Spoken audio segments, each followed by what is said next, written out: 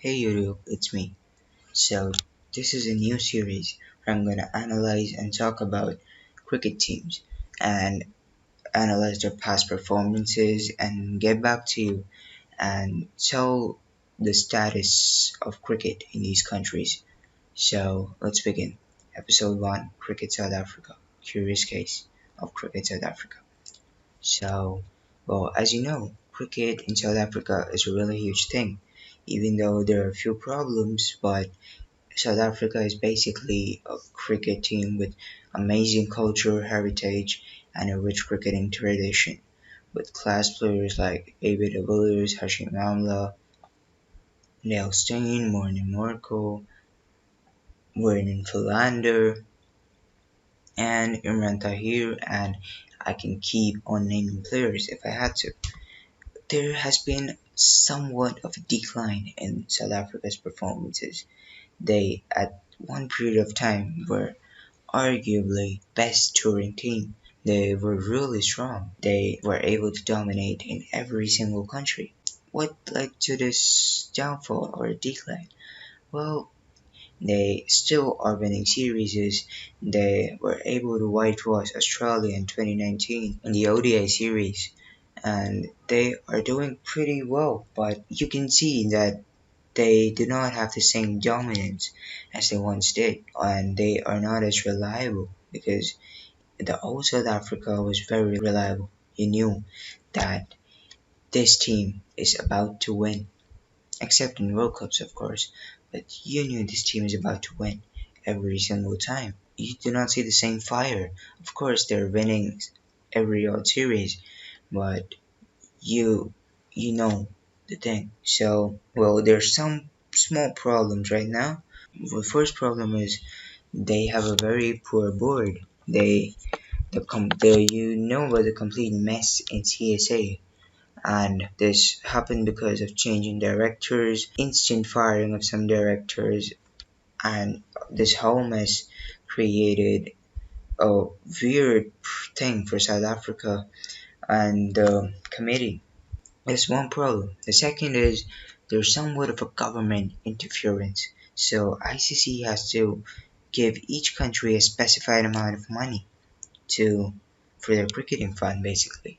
But in the case of South Africa, they always seem pretty hesitant because of government interferences.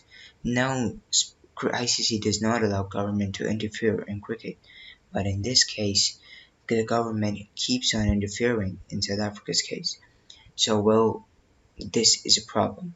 The third problem I see is they have played a very low amount of cricket.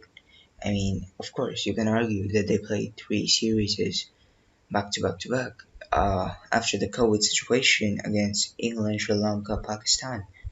But the thing is, I mean, of course, you can play Sri Lanka. What happened was what I see is they do not get enough chances against the top three teams, which are India, England, and South Africa. India, England, and Australia. And this year, England toured South Africa, but it got cancelled due to COVID. They were supposed to tour Australia, but CA backed out. And even though Graham Smith has promised that we will be seeing India and England touring South Africa really soon by the end of the year, probably after the T20 World Cup. But right now, one of the reasons they're not able to gel and do well is because they're not gelling as a team because they haven't had enough games as a team. One more problem in recent times was there was no good captain. They, of course, they went with Faf for a while, then he stepped down. They have stuck with Bavuma and Dean Elber, and I rate them as really good choices, even though I would have preferred Mark Room for tests.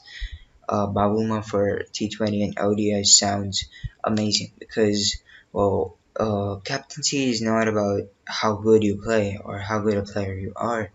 Of course, some of the greats of the game have also turned out to be good captains, but in some other cases that has not been the case. Captaincy is more of man management and knowing your players in and out.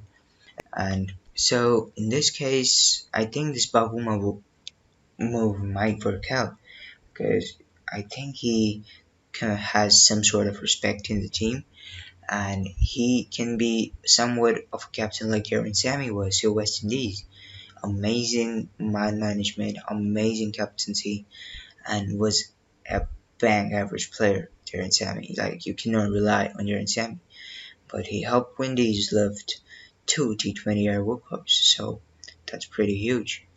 Now, the main gap in South Africa right now is their batting. Their bowling is amazing with the likes of Kagiso Rabada, Lungi Ngidi, and Rick Norkia. So they have amazing pacers, and in the form of spin, Keshav Maharaj is pretty amazing for the test, and Shamsi is pretty decent. He's the world number one right now in T20I, but the positives for Cricket South Africa at the moment is, well, as I said before, the main gap is batting. And even though they have the likes of a few players here and there, they have huge holes to fill in every format, with the likes of Reynor Van Tonder, Carl Verijn, Markram, Janeman Milan. Um, I see a really good future for South African back team. I have some stats up here for each of these players and how they're performing, how they've performed in the recent 4-day series, and well, South African pitches, which is very difficult to bat on. Markram has excelled with an average of 81. That is the 4-day series. Kyle Ryan, exceptional. 19 innings, 1,200 runs at an average of 72. And of course, Reynard went under 27 innings, 1564 runs at an average of 65. And well, you can see other names here in the form of George Linde, Peter Milan, Pequan Bouchelon, Henrik Clausen. Well, you know that they have abundance of talent. South Africa's abundance of talent. And right now, what I see in the future is South Africa have really amazing young talent coming through. These are the pillars of batting for South Africa, and if given the chance right now and properly groomed and trained, well, these can shape the future of the Proteas. My verdict on Cricket South Africa is the question that I'm asking is, will they be able to make a comeback? My rating is 9.5 on 10 for Cricket South Africa, with amazing bowling and amazing batting talents coming up. I am 95% sure, that is a 95% surety, that they will make an amazing comeback and probably best team in about 4 years, 3 to 4 years time. They do not require a lot of time because the players have been and groomed and doing really well. So yes, that's it. Thank you guys, and please leave any criticisms out there if you want to of how I can improve my video. And thanks for watching. Goodbye.